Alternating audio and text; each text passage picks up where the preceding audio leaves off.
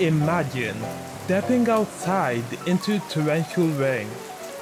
You're clutching an umbrella against gale force winds, but suddenly you realize these aren't raindrops. Instead, 10-kilogram bombs crash violently to the ground around you, each the size of a bowling ball, shattering concrete like meteors.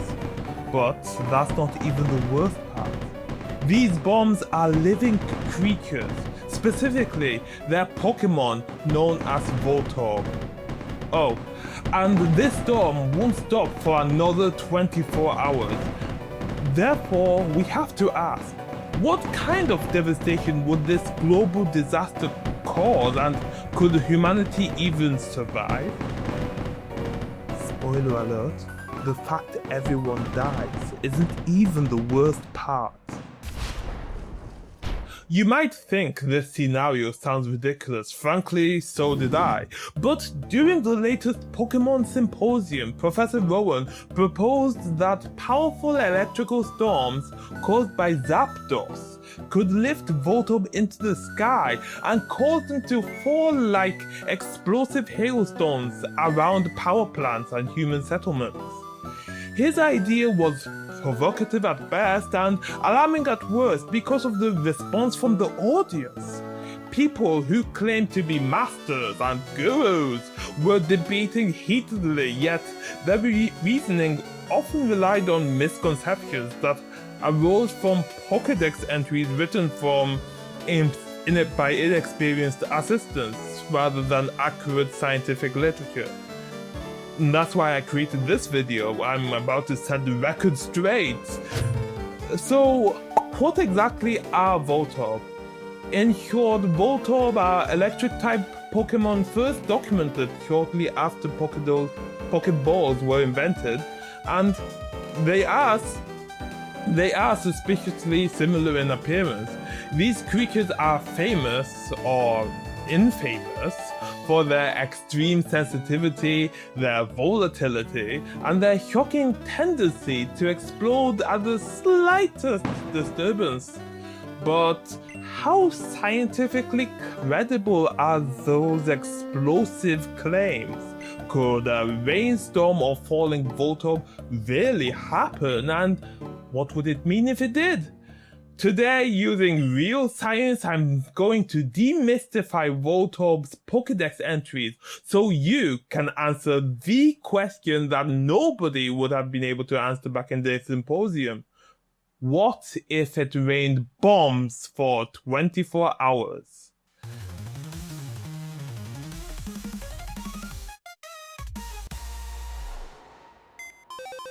Usually found in power plants. Easily mistaken for a Pokeball. They have zapped many people. Seems reasonable. Where else would you expect a power-based Pokemon to live? After all, a power plant is the equivalent of an all-you-can-eat buffet for an electric type. But here's the thing.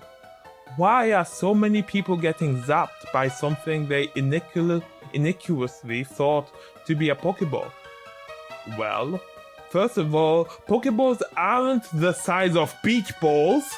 Secondly, they don't move by themselves.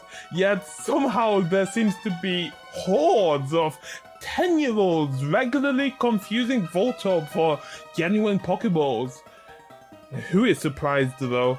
These kids spend so much of their lives glued to screens and reading rubbish on social media that I wouldn't be surprised if they thought Ghastly tasted like cotton candy. Voltorb genuinely are attracted to areas abundant with electricity, such as power plants. These facilities emit continuous electromagnetic fields due to the flow of high voltage currents. Naturally, an electrically sensitive Pokemon like Voltorb and even the legendary Pokemon Zapdos are captivated by these electromagnetic feasts. Being around high voltage infrastructure allows them to effortlessly replenish their charge and maintain peak energy levels. young, carefree humans expecting stray Pokemon to just be lying around, carelessly grab or even kick what turns out to be a highly charged Pokemon. Predictably, Voltorb responds defensively and instinctively by discharging its stored electrical energy. A lot of rhyming in this video. I sure hope that gives the unsuspecting humans a swift and memorable lesson. This zapping isn't just a unfortunate accident, it's a brilliant evolutionary strategy. It's no coincidence that they're abundant in power plants. Their presence there greatly improves survival chances, reduces the need to waste metabolic resources generating their own electricity, and grants immediate access to a defense mechanism whenever an untrained trainer comes knocking. Some lessons are best learned the shocking way. It is said to camouflage itself as a Pokeball. It will self-destruct with very little stimulus. At first glance, this seems accurate. After all, Voltorb are basically sentient Pokeballs with faces. However, this is a classic case of mimicry. An evolutionary strategy we see everywhere in nature, from stick insects camouflaging as twigs to moths mimicking owl eyes. But there's a catch. Pokeballs are relatively recent inventions engineered by humans specifically to capture and store Pokemon. So how could a Pokemon evolve to mimic something invented so recently? Did Voltorb rapidly adapt to resemble human-made objects? Or is this an impressive coincidence? Oh, and what about Hisuian Voltorb?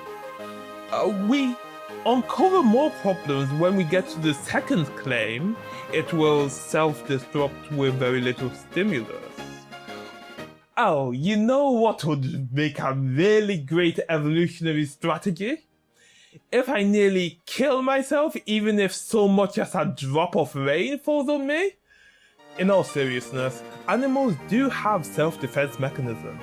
You only need to think of electric eels or bombardier beetles, but self-detonation at a mere touch is preposterous.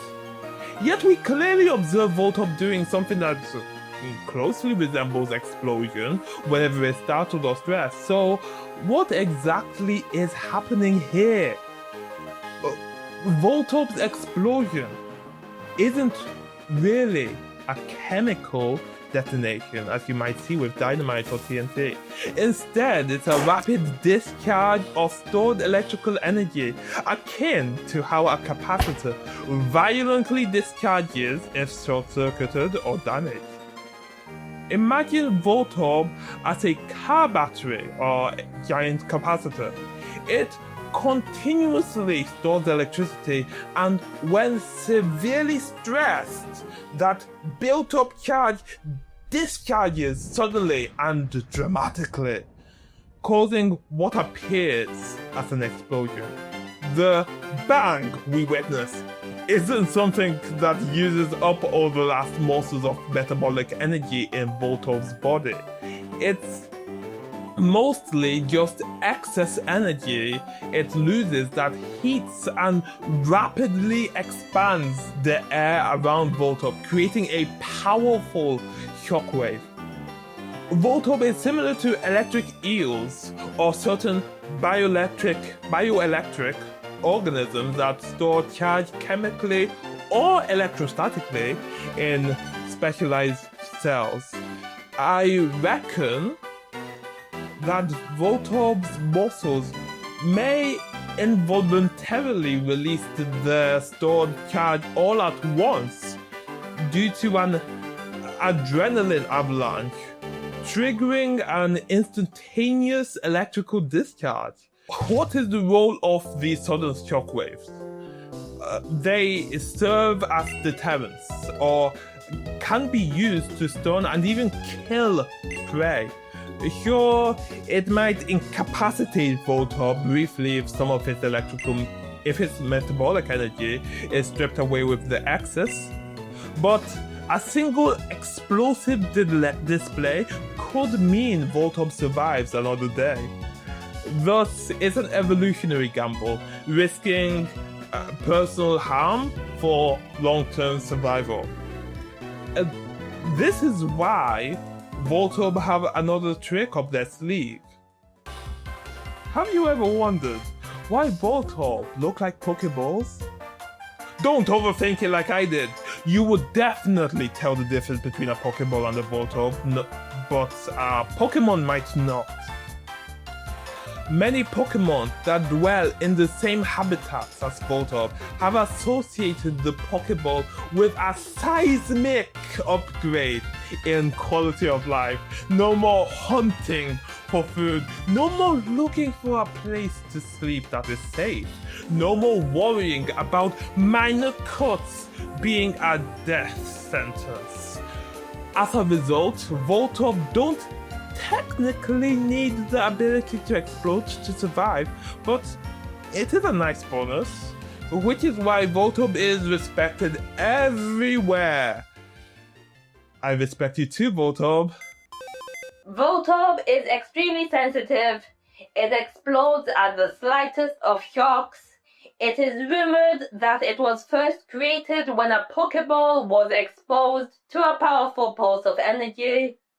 Voltorbs certainly are notorious for their instability, and they genuinely resemble a Pokeball. Sapphire's Pokédex doubles down, claiming Voltorb's creation itself was triggered by a burst of energy hitting a Pokeball, essentially implying human-made technology somehow spontaneously produced life. But this seems like it was pulled straight from one of those paranormal magazines. There's a name for spontaneously creating life from inanimate objects using energy. It's called Alchemy. And guess what I'm going to say about Alchemy? If you said something like, "It's utter nonsense," you could probably be my apprentice.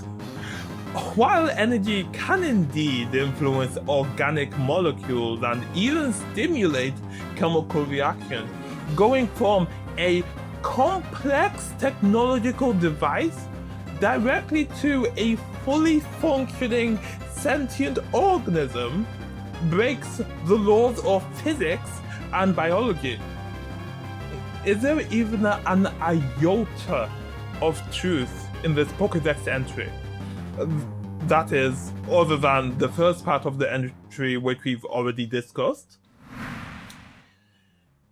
If I give these ignoramuses the benefit of the doubt, I would say they misunderstood their observation. Rather than Pokeballs literally becoming Voltorb, it's infinitely more likely that a strong electromagnetic pulse or surge of electricity simply attracted Voltorb, which already quickly adapted to naturally resemble Pokeballs to human areas. Humans then mistakenly concluded the Pokeballs had come alive. There are creatures that are electrically sensitive, such as sharks, platypuses, and, once again, electric eels. I believe Voltorbs storing electricity naturally in their specialized electrochemical cells might gravitate instinctively towards sources of electrical energy to recharge or stabilize themselves.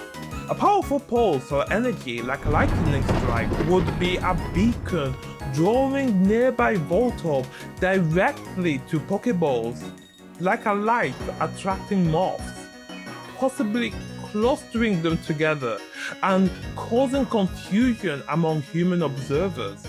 Evolutionarily, being drawn to strong electrical fields allows Voltorb to sustain their metabolism and self-defense capabilities. It's no surprise there are outbreaks of Voltorb all over the world. They were among the first to populate a unique ecological niche by depending on electricity. However, I believe they adapted a little too well, as they imminently developed an extreme sensitivity to electric field, which explains why they discharge at the slightest shocks. So a powerful energy pulse couldn't magically bring Pokeballs to life, but it could attract electrically sensitive Pokemon. Voltorb has become the subject of much needless debate. Now, I don't blame Voltorb for zapping people. They deserve it. It was discovered when Pokeballs were introduced. It is said there is some connection. According to the geniuses behind the Silver Pokédex, there's supposedly some connection. So, is there a connection or not? Let's make up our minds, people. Some connection. That's about as helpful as telling me water is wet. Water is not wet, folks. At any rate, before we dismiss this cryptic claim outright, let's entertain it briefly because I'm beginning to lose my patience with these uneducated stooges. I've already touched on mimicry. Mimicry is nature's version of cosplay, but it's a matter of life and death. In other words, mimicry is when one creature evolves to look, sound,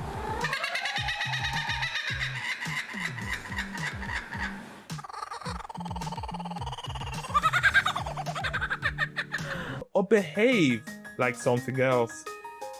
Unlike dressing up for social media, mimicry usually gives the mimic a survival advantage. It could be to better avoid predators or sneak up on prey. What do you see in this picture? At least half of you probably said a leaf. What if I told you this is the satanic leaf-tailed gecko? Yes, this lizard's body looks exactly like a dead leaf, complete with veins, ragged edges, and even rotten spots. Why? Because predators like birds don't eat old autumn leaves. It's the ultimate hiding strategy.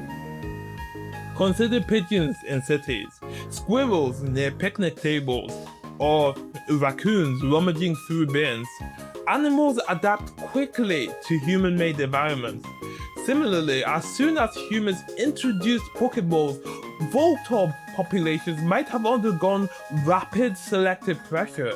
Those resembling Pokeballs survived more effectively either by fooling predators, deceiving prey, or confusing humans into leaving them alone. Thus, thanks to their extremely high reproduction rate, Voltorb began to look like modern technology in almost no time at all. Mimicking a Pokeball offers Voltorb substantial survival benefits. Its appearance would afford it the ability to easily disguise itself among piles of Pokeballs during transportation to gain access into human facilities abundant in sources of electricity. It is possible also that Voltorb have discovered they can use humans to have fun by shocking them at any time they get too close. Good for you, Voltorb. An enigmatic Pokemon that happens to bear a resemblance to a Pokeball. When excited, it discharges the electric current it has stored in its belly, then lets out a great uproarious laugh. Picture this. It's an average cloudy day. You peer outside your window, coffee in hand, waiting for the rain to start falling. But wait, those aren't water droplets. You look closer. Each droplet looks just like a Pokeball.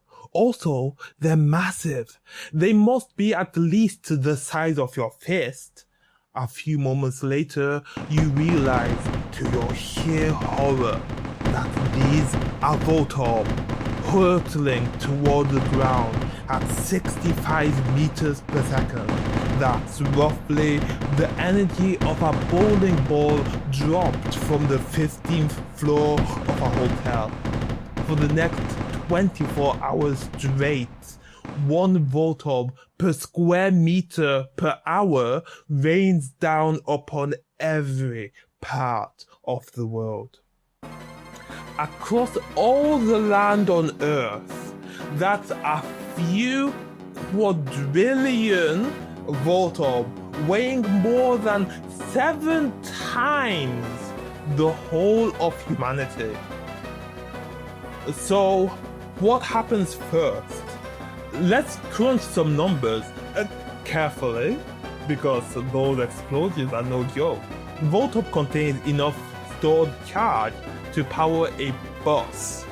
That's roughly 1 kilogram of TNT per Pokemon. Let's not forget that this is not a chemical process, but the Voltorb would probably not survive the collision. After all, any living organism in a 5-meter radius would die from the shockwave, and anybody within 15 meters would suffer severe injury. I haven't even started with structural damage to buildings. Let's pause briefly to understand something called overpressure, because even I hadn't heard of this word. If you have ever narrowly dodged a Snorlax firing a hyper beam at you, if the beam itself misses you by inches, you'll be knocked flat onto your back by the shockwave alone. Windows shatter far away, trees bend as though they're bowing down, and that's overpressure. A blast wave strong enough to cause immense destruction without even a direct hit. Now imagine this happening globally, repeatedly, for 24 hours. Each Voltorb hits the ground with so much energy that it turns the asphalt in the road into boiling molten rock at approximately 2,500 degrees Celsius. Every impact creates a blistering explosion that would cause any structure to eventually fail. Firefighters have no chance against the endless conflagration. So you might think it would be safe to seek shelter from the falling bombs, but every house, every skyscraper, and every store will fall from weakened supporting structures. But this isn't even remotely the worst part. Destruction on this scale doesn't stop at the ground level. Remember that scorching 2,500 degree impact heat? Forests across the globe ignite simultaneously from the Amazon to Siberia. The smoke and ash from these colossal wildfires billow into the atmosphere, blotting out sunlight. Welcome to nuclear winter, perpetual darkness, global cooling, and collapsing ecosystems worldwide. Within hours, photosynthesis grinds to a halt, plants wilt, and animals starve. Even if humanity miraculously survives the initial blasts, food supplies would run out very soon. And yet, the most immediate threat remains those incessant shockwaves. You thought one Voltorb was bad enough. Think again, another 23 is going to fall in roughly the same place for the remainder of the day. According to my calculations, modeling the fall of Voltorb as a Poisson distribution and considering a lethal radius of 8 meters, when shockwaves add constructively, 1 in every 50 Voltorb will create an overlapping overpressure field. While a single shockwave might shatter windows and burst eardrums, continuous explosions magnify this destruction exponentially. Virtually all humans exposed on the surface will die as a result, as nobody will be able to recover quickly enough to survive all the blasts over just a few hours, let alone 24. Only a handful of people that seek refuge 100 meters underground or were already orbiting safely aboard the International Space Station could be expected to survive. You'd better be glad that 99% of the time it's virtually harmless water, and the remaining 1% of the time is tiny clumps of ice.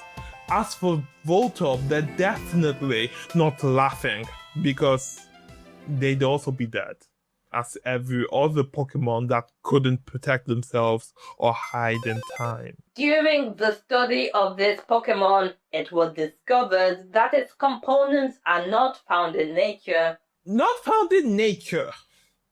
What do you mean, not found in nature? Are you saying Voltorb are man-made, or that they come from outer space, or that they are made of a physically impossible material that can't naturally exist? If anybody knows who wrote this Pokédex entry, let me know in the comments. I need to interrogate them. And then I think I would like to humiliate them publicly. The first thing to understand here is this. Not found in nature isn't the same as unnatural. There are plenty of materials that don't occur freely in the wild, but are still derived from natural elements. Plastic, steel, and nearly every electronic component in your smartphone, for example. If Voltorb contains parts that aren't found in nature, that doesn't mean it's alien. However, is the universe natural? I would say so, meaning that Voltorb would need to be made of some exotic matter that doesn't even physically exist to make this Pokemon valid. Well, let me use the last reserves of patience to give them the benefit of the doubt for the final time today.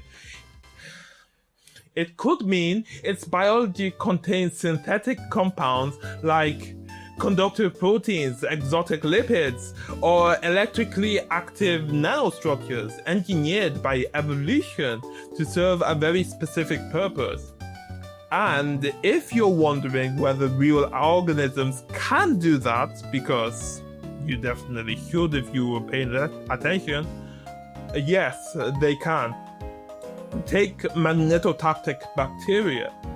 They literally build tiny magnetic crystals inside themselves, compasses many times smaller than the thickness of a human hair, that respond to Earth's magnetic field.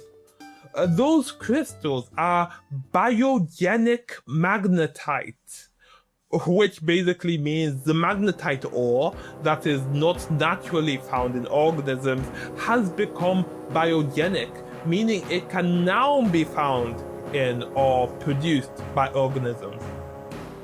Voltorb might just be doing the same, except instead of making compass needles, it's building microscopic capacitors.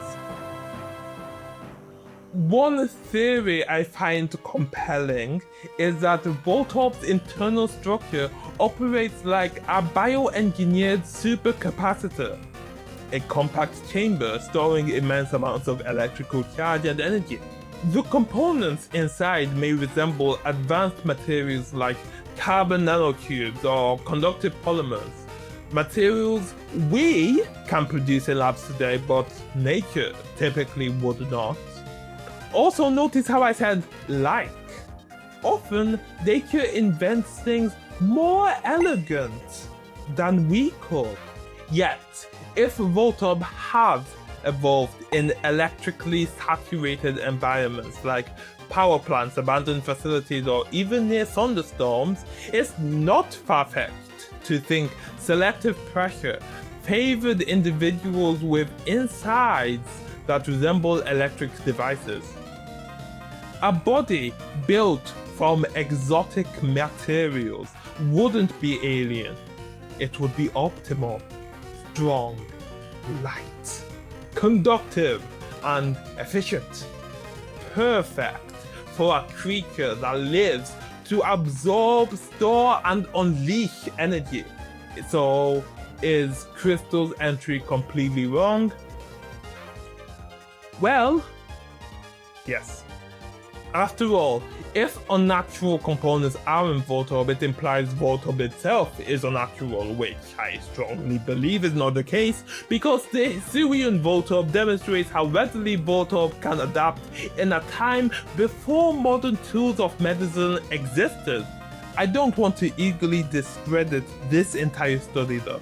Although I am poised to say that this was a conspiracy to spread disinformation, it is likely the Voltorb used was doped with something that the Voltorb would not normally have produced, which led to this useless finding. So no, Voltorb are not unnatural. They're just naturally ahead of us. So, how about it? How are you feeling after that lecture? After scientifically dismantling those questionable Pokédex entries, it's time to score Voltorb on our signature TRS metric scale, which ranks the level of scientific correctness of a Pokémon based on all its Pokédex entries as well as its design on a tier list. Considering Voltorb's catastrophic energy storage capabilities, the physics-defying evolutionary speed, the eccentric mimicry timeline, and of course, those components not found in nature, I have to say this Pokemon pushes plausibility to its limits. Yet, strangely enough, buried beneath the nonsense were hints of real-world biology, plausible mimicry strategies, and genuine evolutionary brilliance. All things considered, I place Voltorb in D tier.